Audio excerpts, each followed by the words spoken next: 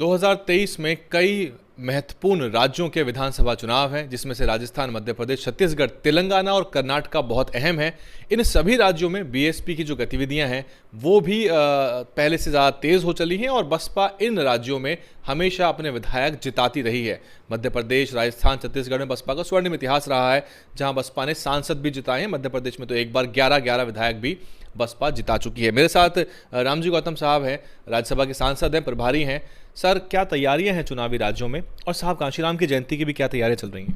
देखिए, सारे प्रदेशों में माननीय बहन जी के निर्देशन में काम हो रहा है और जो माननीय बहन ने निर्देश किया है उन निर्देशों के तहत पूरी तरह से पार्टी के जो कार्यकर्ता हैं लगे हुए हैं, ज़मीन स्तर पे जा रहे हैं, गांव-गांव में जा रहे हैं, धाड़ी-धाड़ी में जा रहे हैं। और रही बात मान्यवर श्री कांशीराम साहब जी के जन्म दिवस के उपलक्ष्य में, तो मध्य प्रदेश में 4 प्रोग्राम हो रहे हैं।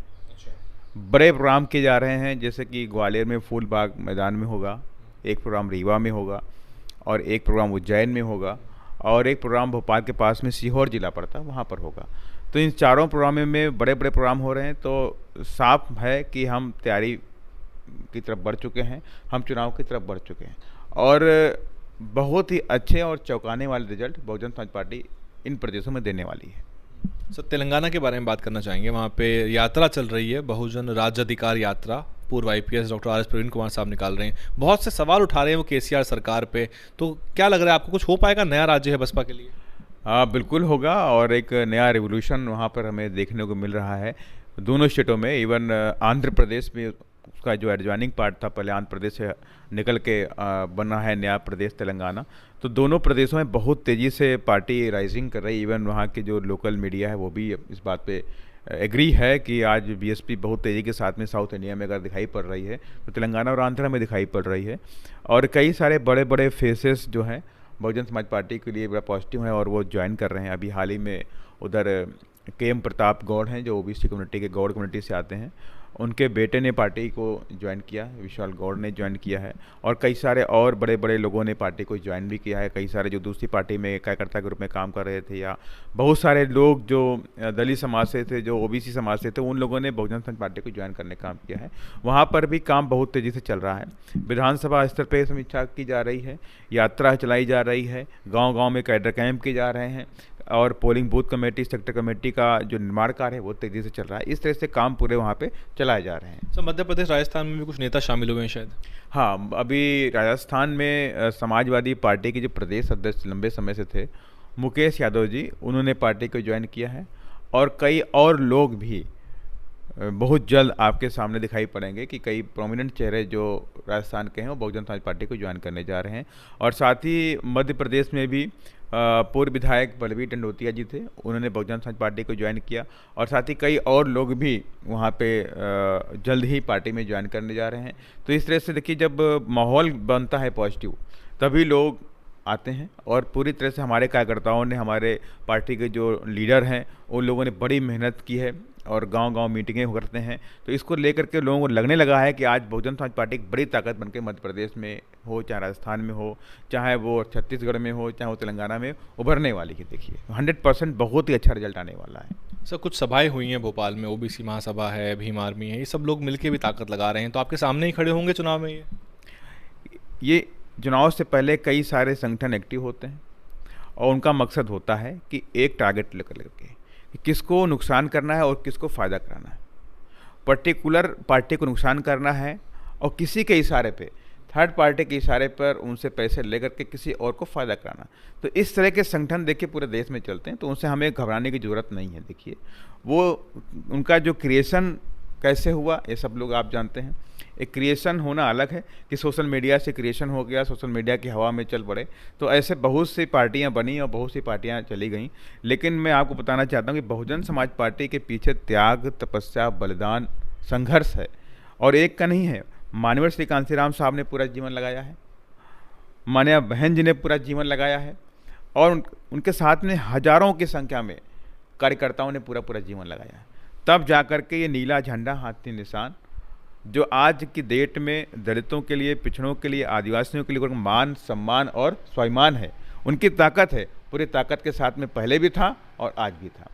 चुनाव में रिजल्ट आता और जाता रहता है, जीवन में उतार चढ़ाव आता जाता रहता है, उसको भी हम दूर करते हुए आज भी पूरे शान के साथ में बहुजन समाज पार्टी का नीला झंडा हर गांव में, देहात में सभी की उम्मीद और आशा बन के लहरा रहा है और आगे भी चलता रहेगा। चुनावी बिगुल कब फूकना आप सही समझें, कब फूका जाएगा, मतलब कहना है कि कब से चुनावी गतिविधियां शुरू हो जाएंगी इन चुनावी राज्यों? गतिविधियाँ देखिए इन राज्यों में हमारी स्टार्ट हो चुकी हैं, पूरी तरह से स्टार्ट हो चुकी हैं। हमारी जो संगठन का काम है वो पूरा हो रहा है, नए करीब करीब 60 से 70% काम हमने पूरा कर लिया है और अप्रैल के बाद से सभाएं शुरू हो जाएंगी।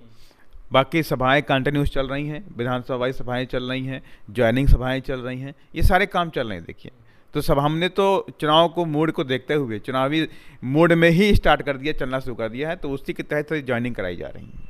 जी, क्या क्या मुद्दे लेके सर जा रहे हैं? क्योंकि कांग्रेस भी निकली थी भारत जोड़ो यात्रा को लेके, वो भारत जोड़ रहे हैं, उनको सत्ता वापस चाहिए, मोदी साहब को सत्ता से हटाना चाहते हैं। वो लोकसभा के चुनाव भी सामने ही हैं, इन विधानसभा चुनावों के बाद क्या मुद्दे लेके जा रहे हैं सर आप?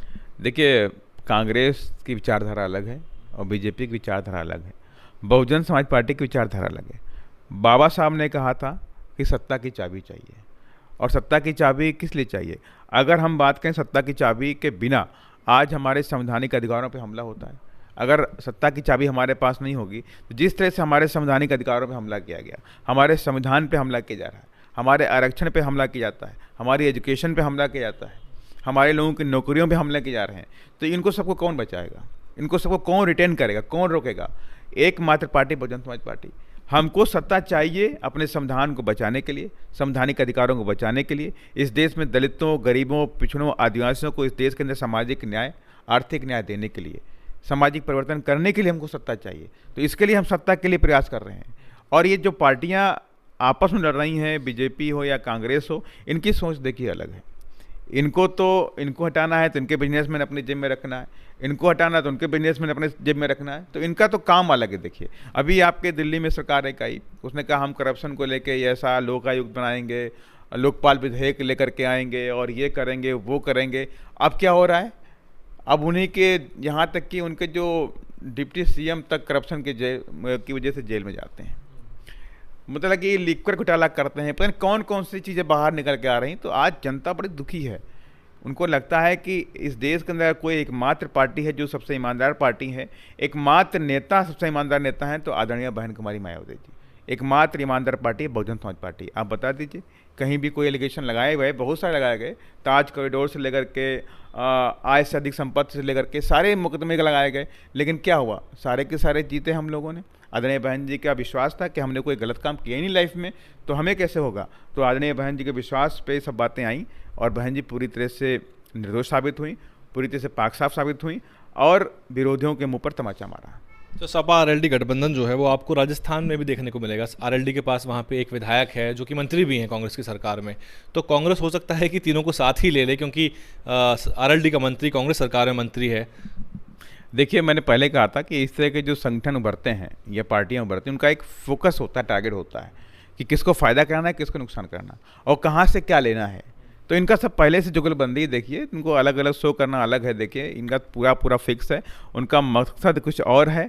तो इनके मकसद को बहुजन समाज पार्टी राजस्थान में पूरा नहीं होने देगी। देखिए बहुजन समाज पार्टी के कार्यकर्ता, बहुजन समाज पार्टी के वोटर और बहुजन समाज पार्टी का एक एक नौजवान मान्य बहन जी के साथ में, बाबा साहब की विचारधारा के साथ में, माननीय श्री कांशीराम साहब के संघर्ष, त्याग, तपस्या और बलिदान के साथ में 100% बहुत अच्छा होने वाला, no doubt. Thank you so much. और 2023 में बड़े महत्वपूर्ण चुनाव होने वाले हैं। 2023 जो है चुनावी साल ही है, सेमीफाइनल कह सकते हैं 2024 का। यूपी के जो चुनाव हुए थे उसके बाद अब एक नगर निगम के चुनाव बाकी हैं और उसके बाद फिर आप लगातार छत्तीसगढ़, मध्य प्रदेश, राजस्थान में चुनाव देखेंगे। छत्तीसगढ़ वो राज्य है जहाँ से बसपा कभी बैरंग नहीं लौटी, हर विधानसभा चुनाव में 1 या 2 विधायक उसने जिताए हैं। राजस्थान में भी अच्छा इतिहास रहा है बसपा का और उसी को रिपीट करने के लिए भाई रामजी गौतम जो हैं वो लगातार कई राज्यों में मेहनत कर रहे हैं। कमेंट करके बताइए पूरे मुद्दे पर आप क्या कुछ सोचते हैं, क्या कुछ बसपा बेहतर कर सकती है। DNN हिंदी को सब्सक्राइब करने के लिए दबाएं लाल रंग का सब्सक्राइब बटन और घंटी का बटन दबाकर ऑल नोटिफिकेशन पर क्लिक करें। चैनल को जिंदा रखने के लिए नीले रंग का ज्वाइन बटन दबाकर चैनल को आर्थिक सहयोग करें।